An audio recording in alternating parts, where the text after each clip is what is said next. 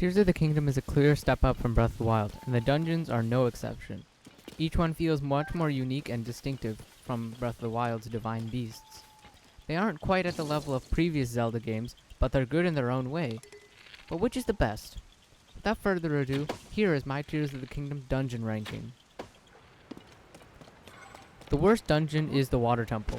The Water Temple from Ocarina of Time is my favorite dungeon of all time, but Tears of the Kingdom's version doesn't live up to the name.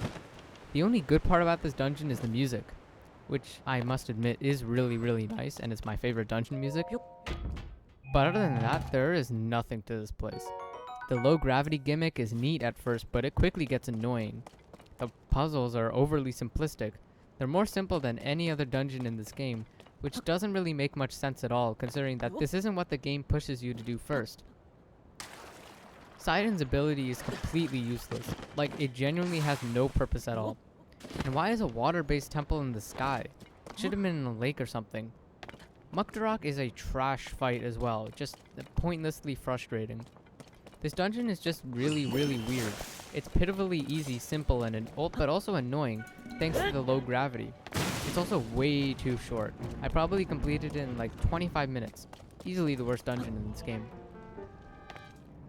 I'm putting the Fire Temple second to last, which hurts.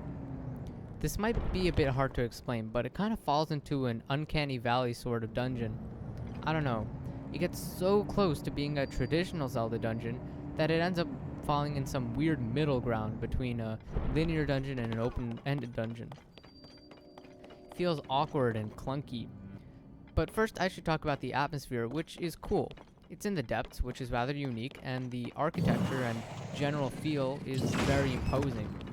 I love the music. It gives off an ancient, abandoned vibe. But the gameplay in this dungeon is severely lacking. Unibo sucks. I really can't mince words here. He's uniquely annoying to use and listen to, easily dragging this dungeon down a spot or two. Using his ability on minecarts is cool, but on the ground it's a horror show. But the worst part of this dungeon is the navigation. The minecarts are a unique idea, but the way that they are executed makes them frustrating to use. The map is just confusing. It doesn't help that you can climb the walls. If you have a decent amount of stamina, I didn't even realize that you weren't supposed to just glide and climb when I first got here. No dungeon should be so easily cheesable like this. It ruined it for me. As it is, the Fire Temple is just tedious, which is a shame because it does a lot right.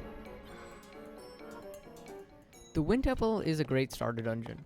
The game heavily pushes you to complete the Wind Temple first, which does make a lot of sense. So it's easy, but I'm gonna give it a pass because it's meant to be. The best part of this dungeon is undeniably the build-up and atmosphere. Scaling up the Wind Temple felt fantastic, mostly because you felt a sense of vertigo. The blizzard, mixed with the fear of falling, gives this dungeon a much-needed sense of danger. Tulin is a great character, and I was invested into the story of the arc. But all of this, however, hides a rather simplistic dungeon. It was here when I first realized that Tears of the Kingdom dungeons are like Breath of the Wild dungeons, in that you have to find 4 or 5 terminals and fight the boss.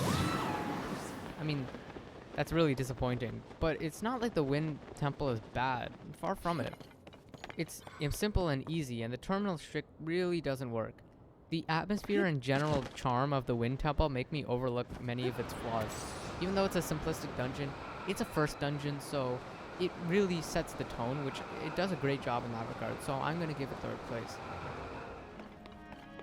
The next best dungeon in this game is, in my opinion, the Construct Factory plus the Spirit Temple. This dungeon is extremely unique, and that is awesome, of course. It really tests your mastery of Zonai creations. It's a great concept for future dungeons. It almost feels like I have to find something that works. There are possibly infinite solutions to some of these puzzles. My only problem with it is emblematic of all open world era dungeons. It's so short. It feels more like the first half of a dungeon.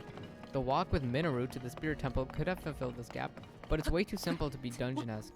It's such a shame because the Construct Factory itself is great and challenging, but then you're just sort of thrown into the boss fight without much training with Minoru at all. This makes the seized Construct fight at the end way harder than it really needs to be. If it was just a bit more fleshed out with some puzzles where you actually have to use Minoru, it might have been my number 1. Speaking of which, the best dungeon in my opinion is the Lightning Temple. Von Aboris was the best divine beast in Breath of the Wild, so the Gerudos are 2-0 right now. It comes the closest to replicating an actual traditional Zelda dungeon. The beginning section is great.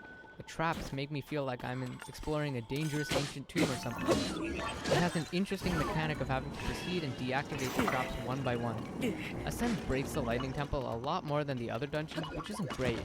Couple that with some odd puzzles involving hoverstones and light, the dungeon does have a couple of minor flaws. But overall, it's something that I can overlook.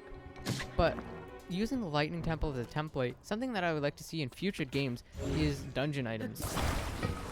You can find these mirror shields in the lightning temple that reflect light, and that's come so close to being a real dungeon item.